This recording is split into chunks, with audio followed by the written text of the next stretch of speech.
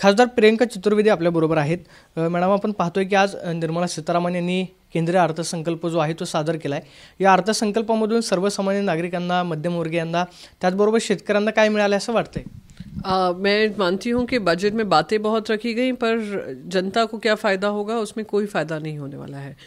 मैंने कल भी जब आपसे बात करी थी, मैंने कहा था कैसे महाराष्ट्र में जो इंडस्ट्रीज़ गई थी, प्रकल्प गए थे, उन प्रकल्प की बजाय हमें क्या महाराष्ट्र को मिलेगा, उसमें कुछ नहीं मिला.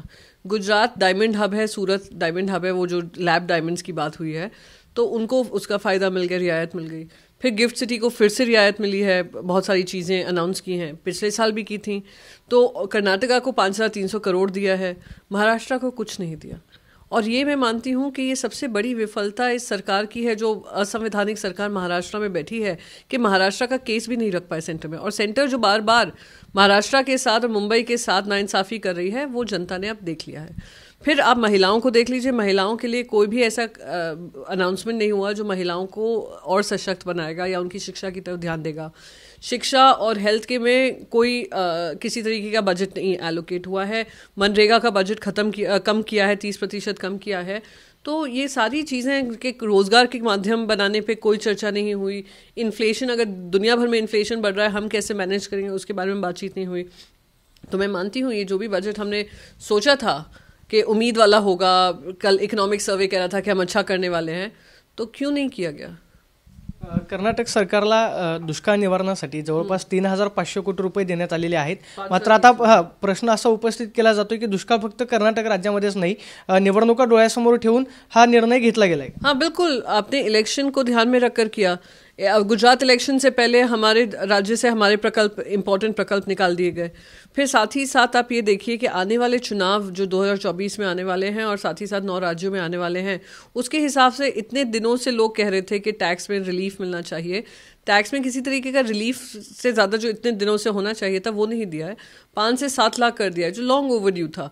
तो जनता के लिए वोट पाने के लिए इन लोगों ने काम किए हैं, पर कुछ भी ऐसा काम नहीं किया जो आम जिंदगी में आम जनता के लिए उपयोगी होगा. पंतप्रधान नरेंद्र मोदी असं म्हणतायत की या बजेटनं सर्वसामान्य लोकांचं स्वप्न जे आहे ते पूर्ण होणार आहे. म्हणजे PM आवास योजनेसाठी आम्ही मोठी तरतूद केली आणि या बजेटमधून सर्वसामान्यांना दिलासा मिळेल आणि त्यांना आर्थिक उभारी मिळेल. नहीं, आवास योजना में आपने बजट बढ़ाया, पर आपने मनरेगा में घटाया. बेरोजगारी पे कोई ध्यान नहीं दिया. आपने उज्ज्वला स्कीम पे कुछ नहीं किया. आपने आयुष्मान भारत पे नहीं किया. आपने एजुकेशन पे नहीं किया. आपने हेल्थ पे नहीं किया. तो आपने किया क्या? आप आवास योजना का हवाला देकर अपनी बाकी सारी जिम्मेदारियों से हट जाएंगे. GDP पर ध्यान दे रहे हैं, पर ह्यूमन डेवलपमेंट इंडेक्स का कोई ध्यान नहीं दे रहा है. तो ये सारी चीज़ें हैं जो जनता के बीच में. अब उज्ज्वला स्कीम ऐसी स्कीम है, हर महिला कह रही है कि गैस के दाम इतने बढ़ गए हैं, उसका आपने कुछ नहीं किया. उज्ज्वला स्कीम का भी कुछ नहीं किया. तो दिख रहा है कि मंशा सिर्फ एक है कि हम इलेक्शन कैसे जीतें, बड़ी बड़ी बातें कर कर, पर हकीकत में कोई फायदा नहीं हुआ. देवेंद्र फडणवीस असं म्हणतायत, विरोधक जी टीका करतायत त्या टीकेमध्ये दम नाही किंवा तथ्य नाही. वो तो यही बोलेंगे. अब उनके बेचारे के कोई दम नहीं रह गया, कोई तथ्य नहीं रह गया. सत्य साथ छोड़ दिया, उनको डेप्यूटी चीफ मिनिस्टर बना दिया, और वो आजकल महाराष्ट्र की सेवा की बजाय एकनाथ शिंदे जी की सेवा में लगे हुए हैं. तो ये दिक्कत है. तो वो कुछ भी आरोप लगा ले, पर सच्चाई ये है कि महाराष्ट्र को इस बजट में कुछ नहीं मिला है. ना इंफ्रास्ट्रक्चर, ना कोई प्रोजेक्ट, ना कोई स्पेशल स्टेटस, स्पेशल पैकेज या कुछ भी नहीं मिला है. और मुंबई अर्थव्यवस्था का ग्रोथ इंजन है. मुंबई रीढ़ की हड्डी है.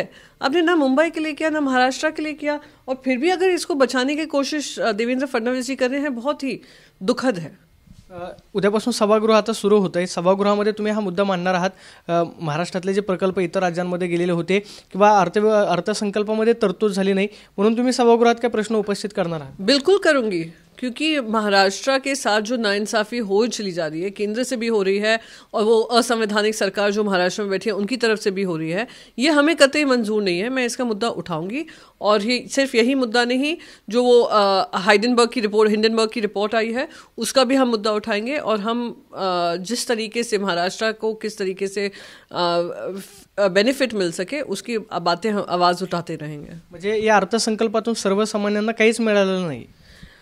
मैं कहूँगी कि अगर आप एक इंसान की ज़िंदगी में महंगाई देखते हैं, क्या महंगाई कम हो जाएगी?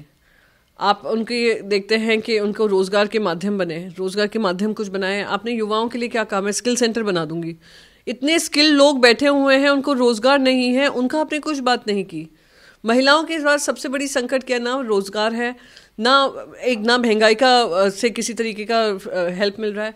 तो रोज की सामान्य जिंदगी में किसी तरीके का फायदा आम जनता को नहीं हो रहा है और ये दुखद है। मात्र अर्थमंत्री असं म्हणतायत की आपली अर्थव्यवस्था जी आहे ती 5व्या क्रमांकाची अर्थव्यवस्था बनली आहे। जगामध्ये इतर देशांमध्ये मंदी सुरू आहे, मात्र आपला देश जो आहे तो आर्थिक स्थितीमध्ये मजबूत।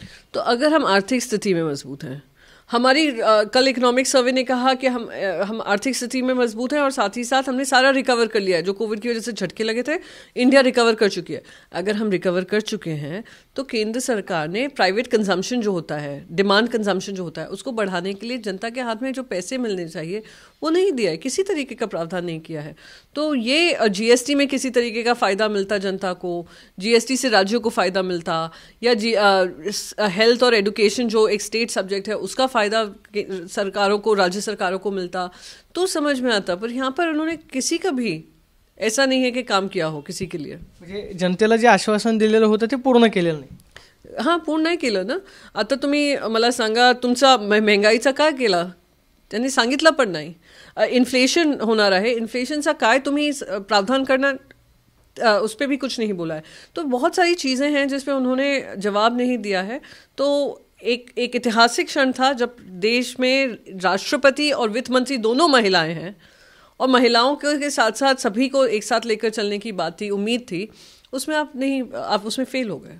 आपण पाहतोय की जो अर्थसंकल्प सादर झालेला आहे, अर्थसंकल्पामधून सर्वसामान्यांना काहीच मिळालेलं नाहीये। मात्र राष्ट्रपती म्हणून देशाची महिला जी आहे ती कारभार पाहते, तर वित्तमंत्री म्हणून सुद्धा निर्मला सीतारामन काम पाहतायत। मात्र महिलांच्या बाबतीमध्ये कोणतीही ठोस अशी तरतूद जी आहे त्या अर्थसंकल्पामध्ये झाली नाही, अशी टीका जी आहे प्रियंका चतुर्वेदींनी केल्याचं आपल्याला पाहायला मिळतंय। कॅमेरा पर्सन विनोद सह मी प्रदीप कापसे, TV9 मराठी, नवी दिल्ली।